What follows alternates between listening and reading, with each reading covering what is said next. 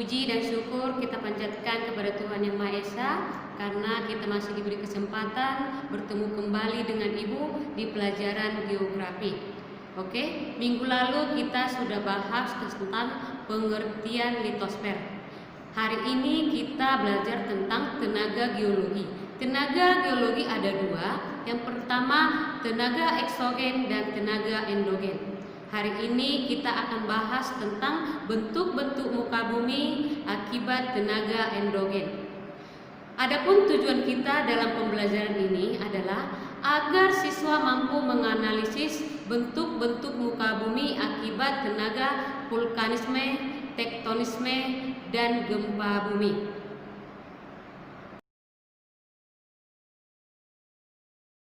Yang pertama kita bahas pengertian tenaga endogen. Tenaga endogen adalah tenaga yang berasal dari dalam bumi dan bersifat membangun.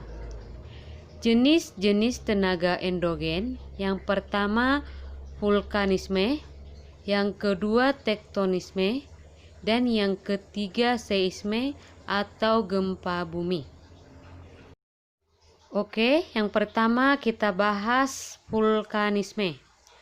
Vulkanisme ialah peristiwa naiknya magma dari bagian dalam bumi sehingga sebagian magma muncul ke permukaan bumi dan sebagian lagi menyusup ke dalam lapisan kerak bumi.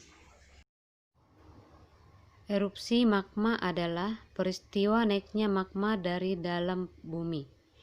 Intrusi magma adalah naiknya magma di dalam lapisan litosfer tetapi tidak mencapai permukaan bumi. Yang kedua, pengertian tektonisme.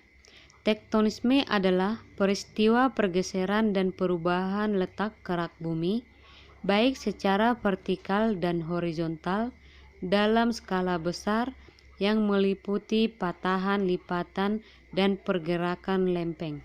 Gerak relatif lempeng-lempeng bumi adalah divergen, konvergen, dan geseran. Tumpukan antara lempeng samudra dan lempeng benua akan menyebabkan lempeng samudra menggeser ke bawah dan terbentuk palung laut. Yang ketiga kita bahas gempa bumi atau seisme. Gempa bumi adalah getaran kerak bumi yang disebabkan oleh kekuatan-kekuatan dari dalam bumi. Ilmu yang mempelajari tentang ilmu gempa bumi dinamakan seismologi. Pembagian gempa. Yang pertama berdasarkan penyebabnya.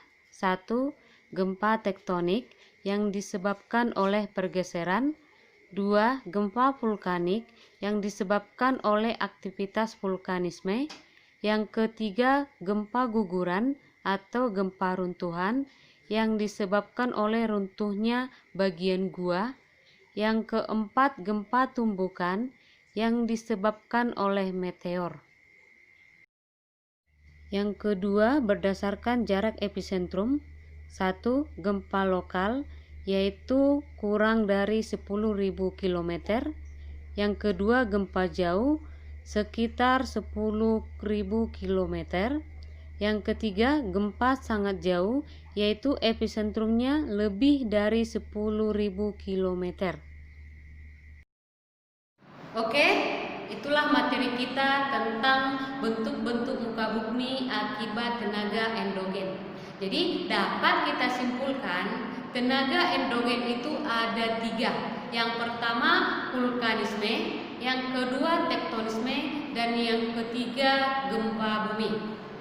Untuk minggu depan kita masuk materi kita tentang tenaga eksogen. Sampai di sini materi kita. Ibu harap semua tetap dalam keadaan sehat, tetap ikuti protokol kesehatan. Salam sehat.